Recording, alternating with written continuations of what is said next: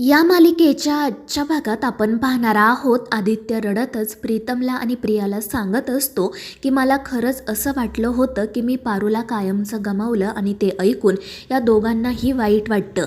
प्रीतम म्हणत असतो की माझा तर अजूनही विश्वास बसत नाहीये की मारुती मामा असा कसा वागू शकतो, म्हणजे तो इतक्या टोकाला जाईल याचा मी कधीच विचार केला नव्हता. आणि हे ऐकून प्रिया म्हणते की प्रीतम तुम्हाला माहिती आहे ना, मारुती मामा या घरासोबत किती जोडले गेले आहेत ते, आणि त्यांनी आत्तापर्यंत आपल्यासाठी आणि आईंसाठी खूप काही केलं आहे आणि ते खरंच खूप प्रामाणिक आहेत. आणि असे लोक ना आपल्या तत्वांशी कधीच तडजोड करत नाही.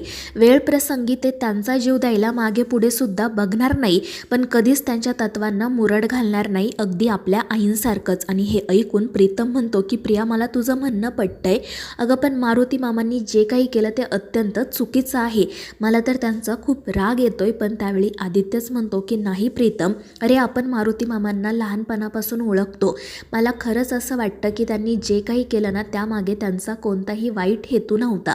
तुला तर माहिती आहे ना, ते आपल्या आईला एका वेगळ्याच उंचीवर बघतात आणि त्यांच्यासारखा माणूस कधीच ही गोष्ट सहन करू शकत नाही की आपली मुलगी आपल्या मालकासोबत संसाराची प्रेमाची स्वप्न बघते. आणि आदित्यचं ते बोलणं ऐकून प्रीतम गप्प बसतो. तर आदित्य म्हणत असतो की मारुती मामा जुन्या विचारांचे आहेत, त्यांना हे सगळं समजावून सांगायला खरंच खूप वेळ जाणार आहे. आणि त्यावेळी प्रीतम म्हणतो की अरे दादा, त्यांनी इतकं सगळं केलं पण तरीही तू त्यांची बाजू घेतोय, खरंच तुझं कौतुक करावं तेवढं कमी आहे. तर आदित्य म्हणतो की अरे प्रीतम, शेवटी मारुती मामा एका मुलीचा बाप आहे आणि बाप प्रत्येक वेळी आपल्या लेकीच्या भल्याचाच विचार करत असतो. आणि त्यानंतर तो प्रीतमला आणि प्रियाला हे सांगतो की आता यापुढे आपल्याला खूप जपून राहावं लागणार आहे. तर प्रिया म्हणते हो आदित्य दादा, आता खरंच आपल्याला कोणाचंही मन दुखावून चालणार नाहीये. आणि त्यावर आदित्य प्रीतम हो म्हणतात. तर दुसरीकडे मारुती त्याच्या घरी बसलेला असतो आणि त्याला आत्तापर्यंत घडलेला एक एक प्रसंग पुन्हा पुन्हा आठवत असतो. आणि त्याचवेळी गणी त्या ठिकाणी येतो. तो पारूला म्हणू लागतो की तायडे, आज मी तुझ्या जवळ झोपणार आहे. पण ते ऐकून मारुती रागात म्हणतो की गणी, तू त्या मालकीनबाईंच्या जवळ नाही तर माझ्याजवळ खाली झोपायचं, मालकीनबाईंना वरती झोपू दे. आणि हे ऐकून पारूला वाईट वाटतं. तर गणी म्हणू लागतो की बा, अरे तू असं का बोलतोय. परंतु मारुती त्याला विचारतो की मी तुला पुस्तक आणायला सांगितली होती, ती तू आणली का. तर गणी म्हणतो की अरे नाही बा, मला सगळी पुस्तकं शाळेतूनच भेटणार आहे. आणि ते ऐकून मारुती म्हणतो की ठीक आहे, आता शाळा सुरू झाल्यानंतर तू तुझ्या अभ्यासाकडे लक्ष दे, चांगला अभ्यास कर, नाहीतर तुला या मालकीनबाईंच्या गाडीवर ड्रायव्हर म्हणून आयुष्यभर काम करावं लागेल.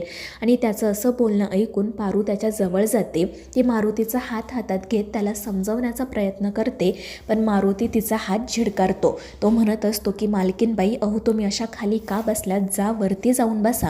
पण ते ऐकून पारू रडतच म्हणते की बा, माझ्यासोबत नको ना रे असं वागू, अरे मी तुझी पारू आहे, तुझ्या पोटचा गोळा आहे, मला माहिती आहे तुझं माझ्यावर खूप प्रेम आहे.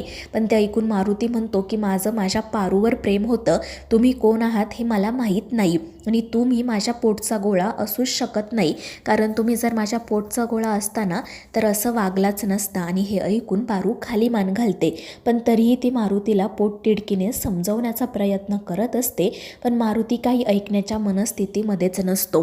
तो सतत पारूला मालकीनबाई म्हणूनच हाक मारत असतो आणि तिला सतत टोमणेही मारत असतो. आणि यामुळे गणी त्याला विचारू लागतो की अरे बा, काय झाले सांग ना मला, तू तायडीसोबत असा का वागतोय.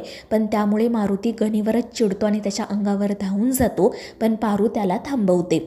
त्यानंतर मग दुसऱ्या दिवशी सकाळी पारू तुळशीची पूजा करत असताना आदित्य त्या ठिकाणी येतो आणि त्याला पाहून पारू घाबरते. पण आदित्यला काही भीती वाटत नसते, उलट त्याने पारूसाठी जास्वंदीचं फूल आणलेलं असतं आणि तो ते फूल पारूला देत म्हणतो की रोज तू माझ्यासाठी फूल घेऊन येतेस ना, मग बघ आज मी तुझ्यासाठी घेऊन आलो. आणि त्यांचं बोलणं सुरू असतानाच मारुती त्या ठिकाणी येतो. त्याला पाहून पारू घाबरते. तर आदित्य त्याला सांगू लागतो की मारुती मामा, मी पारूची विचारपूस करण्यासाठी आलो होतो. तर मारुती हसून म्हणतो की अहो मालक, तुम्ही मला हे सगळं का सांगताय, माझी काहीच हरकत नाही आहे, मला माहिती आहे या तुमच्या बायको आहेत, तुमच्या मालकीनबाई आहेत, मग तुम्ही त्यांना भेटण्यासाठी आला आहात हे मला कशाला सांगताय. आणि मारुतीचे असे टोमणे ऐकून आदित्य त्याला म्हणू लागतो की मामा हे काय बोलताय तुम्ही, तुम्हाला माहिती आहे ना पारू आत्ताच आजारपणातून उठली आहे. तर मारुती हात जोडून म्हणतो की साहेब, मी काही चुकीचं बोललो का, जर मी काही चुकीचं बोललो असेल ना तर मला माफ करा. आणि तो पारूलाही विचारू लागतो की मालकीनबाई माझ्याकडून काही चूक झाली आहे का, आणि त्यावर पारू रडतच नाही म्हणते. पण या सगळ्या प्रकारामुळे आदित्य खूप चिडतो आणि मारुतीवरच ओरडतो. तो मारुतीला म्हणू लागतो की मामा हे सगळं काय चाललंय तुमचं, आणि हे बघा माझं आणि पारूचं ना एकमेकांवर खरंच खूप प्रेम आहे. आणि ते ऐकून मारुती खूपच चिडतो आणि मग तो आदित्यला सांगतो की हे बघा मालक, ही माझी लेक नाही आहे, माझी लेक माझ्यासाठी कधीच मेली. आमच्या घरात ही जी मुलगी आहे ना ती तुमची बायको आहे, आमची मालकीनबाई, आणि यांची जबाबदारी आता मी जास्त दिवस उचलू शकणार नाही. मला लवकरात लवकर या जबाबदारीतून आता मुक्त करा. आणि त्याचं हे बोलणं सुरू असतानाच अहिल्या त्या ठिकाणी येते. ती मारुतीला विचारू लागते की मारुती, अरे कोणत्या जबाबदारीतून तुला मुक्त व्हायचं आहे. आणि ते ऐकून मारुती म्हणतो की अहिल्या मॅडम, तुम्ही हे ना आदित्य बाबांनाच विचारा, ते तुम्हाला अगदी बरोबर सांगतील. आणि ते ऐकून आदित्य आणि पारू तर खूपच घाबरतात. तर अहिल्या त्या दोघांकडे पाहत विचारते की काय झालं. तर आदित्य म्हणतो की अगं आई काही नाही, रोज पारू माझ्यासाठी जास्वंदीचं फूल घेऊन येते ना, आज मी तिच्यासाठी घेऊन आलो. आणि त्याचबद्दल मारुती मामा काहीतरी बोलत होते, ते तितकंसं महत्त्वाचं नाही आहे, पण तू बोल, तू इथे कशासाठी आली होती. आणि ते ऐकून अहिल्या म्हणते की मी पारूला भेटण्यासाठी आले होते. आणि मग तिने पारूसाठी जी साडी आणलेली असते ती साडी ती पारूकडे देते आणि तिला सांगते की जेव्हा तू हॉस्पिटलमध्ये होतीस ना तेव्हा मी देवीला नवस केला होता, आणि त्यामुळे आता तू लवकर ही साडी नेस आणि देवीच्या दर्शनासाठी चल. आणि त्यावर पारूसुद्धा हो म्हणते. पण हे सगळं काही मारुती रागातच पाहत असतो आणि मग तो त्याच्या गाडीजवळ जाऊन थांबतो. त्यानंतर पारूसुद्धा साडी नेसून त्या ठिकाणी येते. तर मारुती तिच्या पुढे हात जोडून म्हणतो, आलात का मालकीनबाई, चला आता पटकन पाठीमागे बसा. पण ते ऐकून पारू म्हणू लागते की अरे बा, हे काय चाललंय तुझं, आता जे झालं ते सोडून दे ना. आणि तुला माहिती आहे ना फक्त देवी आईच पाठीमागे बसू शकतात, मी तुझ्यासोबत तुझ्या जवळ बसते. पण मारुती काही ऐकत नाही. तो गाडीचा दरवाजा उघडतो आणि त्यावेळी अहिल्या त्या ठिकाणी येते. ती पाठीमागे बसते. तर पारूला प्रश्न पडतो की आता करायचं तरी काय. आणि तितक्यात आदित्य त्या ठिकाणी येतो. तो मुद्दाम मारुतीला म्हणतो की मी तुमच्याजवळ पुढे बसतो, पारू आणि आई मागे बसतील. आणि मग ते मंदिरात जाण्यासाठी निघतात.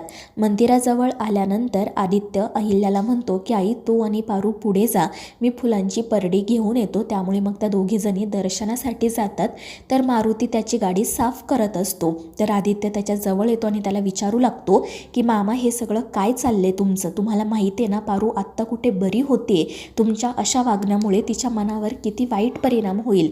आणि ते ऐकून मारुती म्हणू लागतो की आदित्य बाबा, माझी काही चूक झाली का, मला माफ करा, मी तुमच्या मालकीनबाईंचं मन दुखावलं का. आणि ते ऐकून आदित्य म्हणतो की मामा, तुम्हाला चांगलंच माहिती आहे तुम्ही काय करताय ते, आणि मला सांगा तुम्हाला का कळत नाही आहे की माझं आणि पारूचं एकमेकांवर प्रेम आहे, आम्ही दोघेजण लग्न करणार आहोत आणि यात ना काही चुकीचं नाही आहे. आणि ते ऐकून मारुती म्हणतो हो का, जर काहीच चुकीचं नाही आहे तर मग तुम्ही ही गोष्ट अहिल्या मॅडमला का सांगत नाही. आणि ते ऐकून आदित्य खाली मान घालतो, त्याच्याकडे या प्रश्नाचं उत्तर नसतं. तर मारुती म्हणत असतो की मी सांगतो ना, कारण अहिल्या मॅडम कधीच पारूचा स्वीकार करणार नाही, कारण त्यांच्यासाठी आणि या जगासाठी पारू फक्त एका साध्या ड्रायव्हरची मुलगी आहे आणि ती कधीच तुमच्यासारख्या माणसाची बायको होऊ शकत नाही. आणि म्हणूनच तुम्हाला हे आत्ता कोणालाही सांगायचं नाही आहे. पण तुम्ही हॉस्पिटलमध्ये काय म्हणाला होता आठवत आहे ना तुम्हाला, की पारू तुमची बायको आहे, त्यामुळे आता लवकरात लवकर तुमच्या या बायकोला तुमच्या घरी घेऊन जायचं,